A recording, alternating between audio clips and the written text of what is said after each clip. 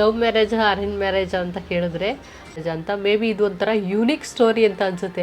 ಯಾರಿಗೂ ಈ ಥರ ಆಗಿರಲ್ಲ ಅನ್ಸುತ್ತೆ, ಗೊತ್ತಿಲ್ಲ. ತುಂಬ ಜನ ಕೇಳ್ತಾ ಇದ್ರಿ ಚೀಕುಗೆ ಫೀಡಿಂಗ್ ಸ್ಟಾಪ್ ಮಾಡಿದ್ರೆ ಏನು ಅಂತ ಹೇಳ್ಬಿಟ್ಟು. ಎಷ್ಟು ಈಸಿಯಾಗಿ ಬಿಟ್ಬಿಟ್ಟಾದ್ರೆ ನನಗೆ ಆಶ್ಚರ್ಯ ಆಗ್ತಿದೆ. ಈ ಥರ ನೋಡಿ ಎಷ್ಟು ಚೆನ್ನಾಗಿ ಕಾಣಿಸ್ತಾ ಇದೆ, ತುಂಬ ಚೆನ್ನಾಗಿದೆ. ಹಾಯ್ ಹಲೋ ಎಲ್ರಿಗೂ ನಮಸ್ಕಾರ, ನನ್ನ ಮತ್ತೊಂದು ವಿಡಿಯೋಗೆ ಸ್ವಾಗತ. ಸೊ ಫುಲ್ಲು ವಾಯ್ಸ್ ಎಲ್ಲ ಚೇಂಜ್ ಆಗಿಬಿಟ್ಟಿದೆ ನೋಡಿ, ಫುಲ್ಲು ಕೋಲ್ಡ್ ಆಗಿಬಿಟ್ಟಿದೆ. ಚೀಕು ಫಸ್ಟ್ ಕೋಲ್ಡ್ ಆಯಿತು, ಅವನಿಗಾದರೆ ಡಿಫಾಲ್ಟ್ ನನಗಾಗುತ್ತೆ, ನನಗಾದರೆ ಡಿಫಾಲ್ಟ್ ಅವನಿಗಾಗುತ್ತೆ. ಯಾಕಂದರೆ ಯಾವಾಗಲೂ ಅಂಟ್ಕೊಂಡೇ ಇರ್ತಾನಲ್ಲ ನನಗೆ, ಹಂಗಾಗಿ ಸಿಕ್ಕಾಬಟ್ಟೆ ಕೋಲ್ಡ್ ಆಗಿಬಿಟ್ಟಿದೆ. ಫುಲ್ಲು ನೋಸ್ ಬ್ಲಾಕ್ ಆಗಿದೆ. ರಾತ್ರಿ ಅಂತೂ ತುಂಬ ಕಷ್ಟಪಟ್ಬಿಟ್ಟೆ, ಫುಲ್ ಬಾಯಲ್ಲಿ ಉಸಿರಾಡ್ತಾ ಇದ್ದೀನಿ. ಸ್ವಲ್ಪ ಇಲ್ಲೆಲ್ಲ ಕನ್ಸ್ಟ್ರಕ್ಷನ್ ನಡೀತಾ ಇದೆ ನಮ್ಮ ಮನೆ ಹತ್ರ. ಸೊ ಸ್ವಲ್ಪ ಡಸ್ಟ್ ಜಾಸ್ತಿ ಬರ್ತಾಯಿದೆ, ಹಂಗಾಗಿ ಬೇಗ ಡಸ್ಟ್ ಇನ್ಫೆಕ್ಷನ್ ಬರ್ತಿದೆ.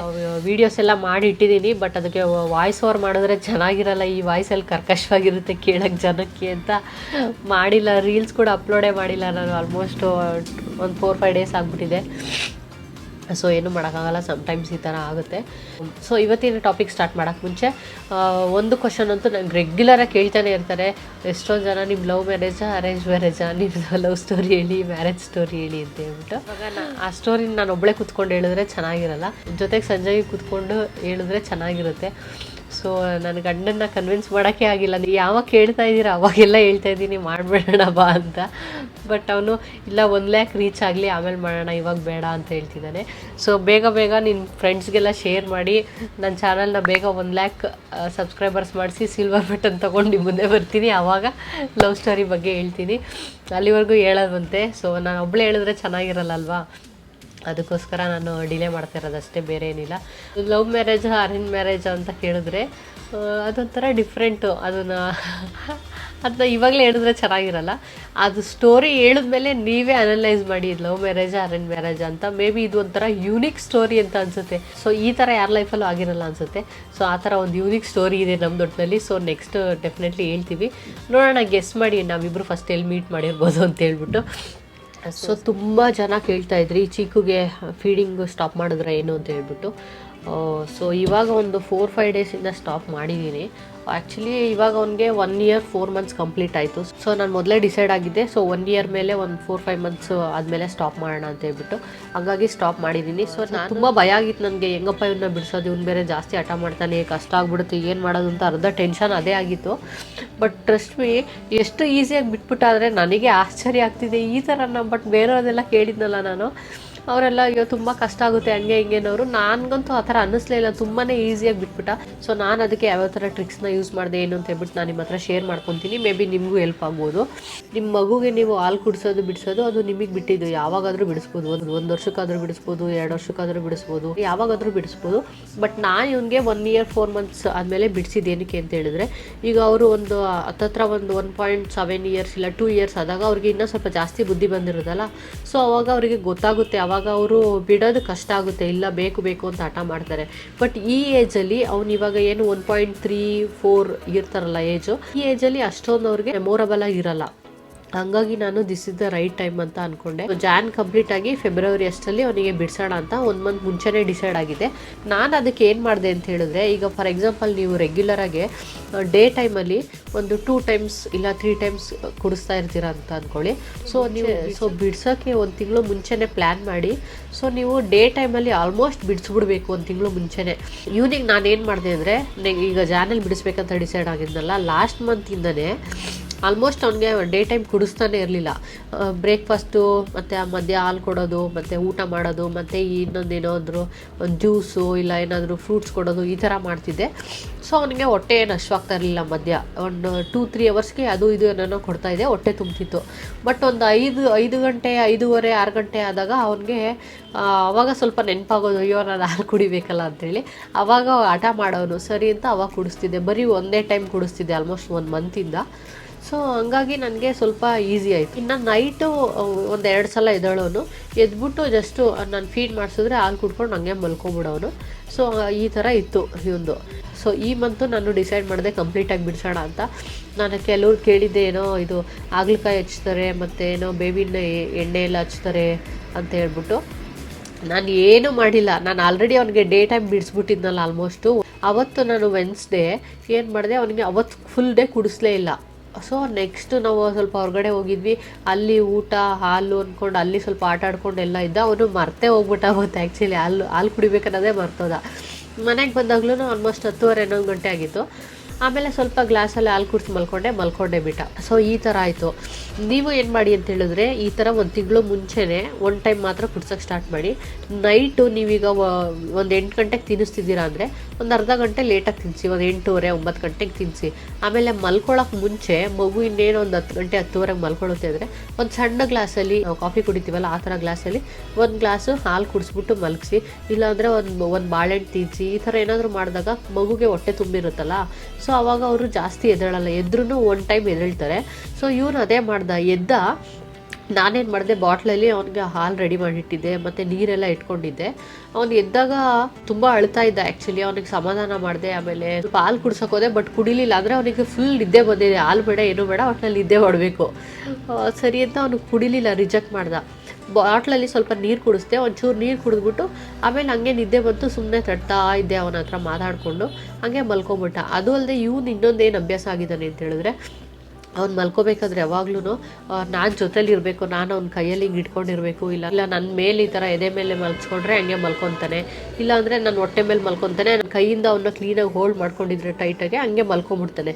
ಸೊ ಆ ಥರ ಮಲ್ಸ್ಕೊಂಡು ಒಂದು 5 ನಿಮಿಷ 10 ನಿಮಿಷ ತಟ್ಟಿದ್ರೆ ಮಲ್ಕೊಂಬಿಡ್ತಾನೆ. ಸೊ ಈ ಥರ ನನಗೆ ಈಸಿ ಆಯಿತು.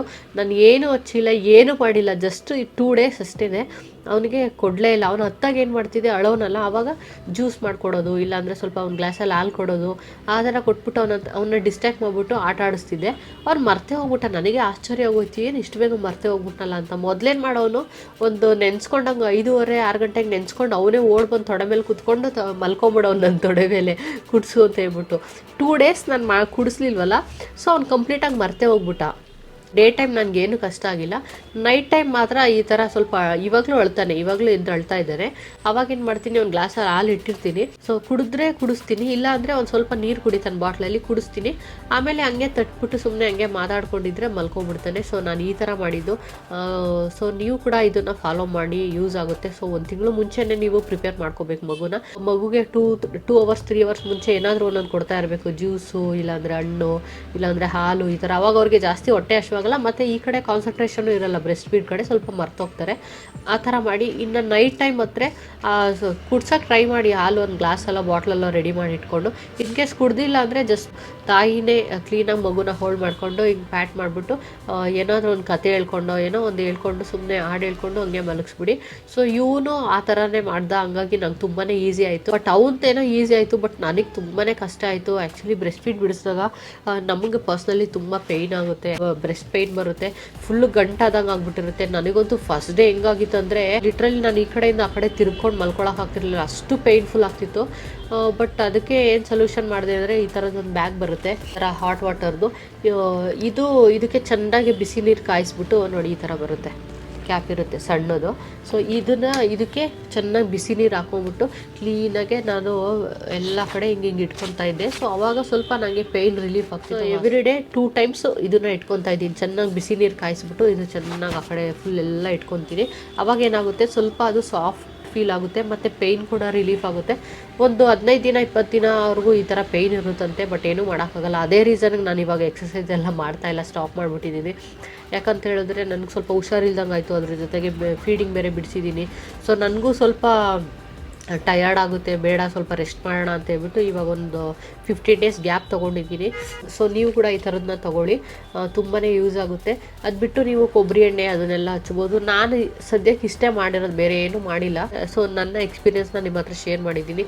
ನಿಮಗೆ ಪೇಯ್ನ್ ಇದೆ ನನಗೆ, ಸೊ ನಿಮ್ಗೇನಾದರೂ ಟಿಪ್ಸ್ ಗೊತ್ತಿದ್ರೆ ಇದಕ್ಕೆ ಏನು ಮಾಡ್ಬೋದು ಅಂತ ಹೇಳ್ಬಿಟ್ಟು ದಯವಿಟ್ಟು ಕಮೆಂಟ್ ಮಾಡಿ ತಿಳಿಸಿ. ಸೊ ತುಂಬ ಜನ ಕೇಳ್ತಾ ಇದ್ರಲ್ಲ, ಸರಿ ಅಂತ ಹೇಳಿ ಇದನ್ನು ಶೇರ್ ಮಾಡಿದ್ದೀನಿ. ಸೊ ಇವಾಗ ಸದ್ಯಕ್ಕೆ ಎಕ್ಸಸೈಸ್ ವಾಕಿಂಗ್ ಏನು ಮಾಡ್ತಾ ಇಲ್ಲ, 15 ಡೇಸ್ ರೆಸ್ಟ್ ತೊಗೊಂಡಿದ್ದೀನಿ. ಎಲ್ಲ ನಾರ್ಮಲ್ ಆಗಲಿ, ಆಮೇಲೆ ಮತ್ತೆ ಸ್ಟಾರ್ಟ್ ಮಾಡೋಣ ಅಂತೇಳಿ. ಅದಕ್ಕೋಸ್ಕರ ವರ್ಕೌಟ್ ವೀಡಿಯೋಸ್ ಆಗ್ತಾ ಇಲ್ಲ, ಬಿಟ್ಟು ಮಲ್ಕೊಂಡಿದ್ದಾನೆ. ಸೊ ಇವಾಗ ಸ್ವಲ್ಪ ರೆಸ್ಟ್ ಮಾಡಿಬಿಟ್ಟು ಈವ್ನಿಂಗ್ ಏನಾದರೂ ಸ್ನ್ಯಾಕ್ಸ್ ತಿನ್ಬೇಕು ಅನ್ನಿಸ್ತಿದೆ. ಸೊ ಹೆಲ್ದಿಯಾಗಿರೋ ಸ್ನ್ಯಾಕ್ಸೇ ಮಾಡ್ಕೊತೀನಿ. ಏನು ಮಾಡ್ತೀನಿ ಏನು ಅಂತ ಹೇಳ್ಬಿಟ್ಟು ನಾನು ನಿಮಗೆ ಆಮೇಲೆ ತೋರಿಸ್ತೀನಿ. ಸೊ ಆಮೇಲೆ ಸಿಗ್ತೀನಿ.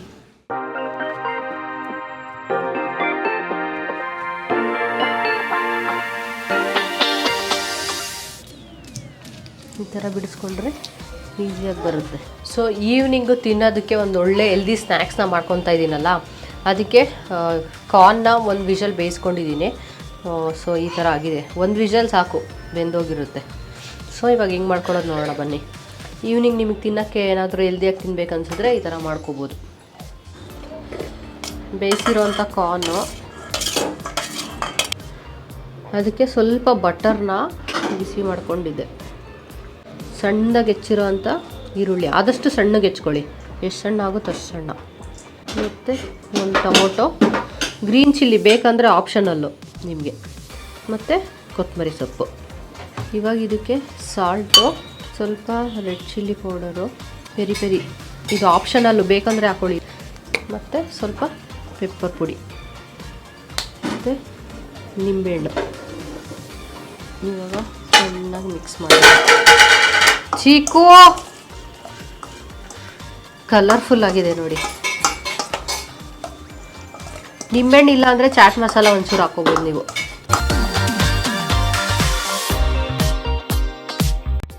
ನೋಡಿ ಎಷ್ಟು ಚೆನ್ನಾಗಿ ಕಾಣಿಸ್ತಾ ಇದೆ, ತುಂಬ ಚೆನ್ನಾಗಾಗಿದೆ.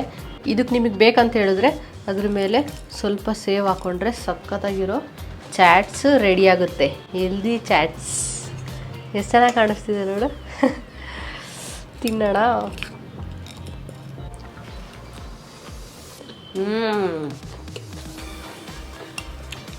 ಸೂಪರಾಗಿದೆ.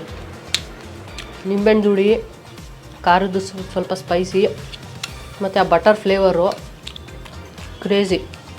ಸೊ ನೀವು ಕೂಡ ಇದನ್ನು ಮಿಸ್ ಮಾಡದೆ ಮಾಡ್ಕೊಳ್ಳಿ. ವೆಯ್ಟ್ ಲಾಸ್ ಮಾಡ್ತಿದ್ರೆ ಇವಾಗ ಏನಾದರೂ ಚಾಟ್ಸ್ ತಿನ್ಬೇಕು ಅನಿಸಿದ್ರೆ ಈ ಥರ ಮಾಡ್ಕೊಳ್ಳಿ, ತುಂಬಾ ಚೆನ್ನಾಗಿರುತ್ತೆ. ಅಪ್ಕಮಿಂಗ್ ಡೇಸಲ್ಲಿ ಇನ್ನೂ ಡಿಫ್ರೆಂಟ್ ಚಾಟ್ಸ್ ಎಲ್ಲ ತೋರಿಸ್ತೀನಿ. ಸೊ ನನಗೂ ಇವಾಗ ಹೊಟ್ಟೆ ಹಶ್ವಾಗ್ತಾಯಿತ್ತು, ಅದಕ್ಕೆ ಈ ಥರ ಮಾಡ್ಕೊಳ್ಳೋಣ ಅಂತೇಳಿ ಮಾಡಿಕೊಂಡೆ. ಇದೆಲ್ಲ ಏನು ಆರಾಮಾಗಿ ಒಂದು ವಿಷಲ್ ಬೇಯಿಸ್ಕೊಟ್ಬಿಡೋದಷ್ಟೇ. ಇದಕ್ಕೆ ನಿಮ್ಗಿನ್ನ ಎಕ್ಸ್ಟ್ರಾ ಏನೇನು ಬೇಕು ಅದನ್ನೆಲ್ಲ ಆ್ಯಡ್ ಮಾಡ್ಕೋಬೋದು. ಕ್ಯಾರೆಟ್ ಆ್ಯಡ್ ಮಾಡ್ಕೋಬೋದು, ಸೌತೆಕಾಯಿ ಆ್ಯಡ್ ಮಾಡ್ಕೋಬೋದು. ನಾನು ಜಸ್ಟೇ ಟೊಮೊಟೊ ಈರುಳ್ಳಿ ಹಾಕ್ಕೊಂಡಿದ್ದೀನಿ, ತುಂಬಾ ಚೆನ್ನಾಗಾಗಿದೆ. ಸೊ ಇವತ್ತಿನ ವೀಡಿಯೋ ಅಷ್ಟೇ. ನಿಮ್ಗೆ ಈ ವಿಡಿಯೋ ಹೇಗೆ ಅನ್ನಿಸ್ತು ಏನು ಅಂತ ಹೇಳ್ಬಿಟ್ಟು ಕಮೆಂಟ್ ಮಾಡಿ. ಸೊ ನೆಕ್ಸ್ಟ್ ವ್ಲಾಗಲ್ಲಿ ಸಿಗ್ತೀನಿ. ಅಲ್ಲಿವರೆಗೂ ಟೇಕ್ ಕೇರ್, ಬಾಯ್.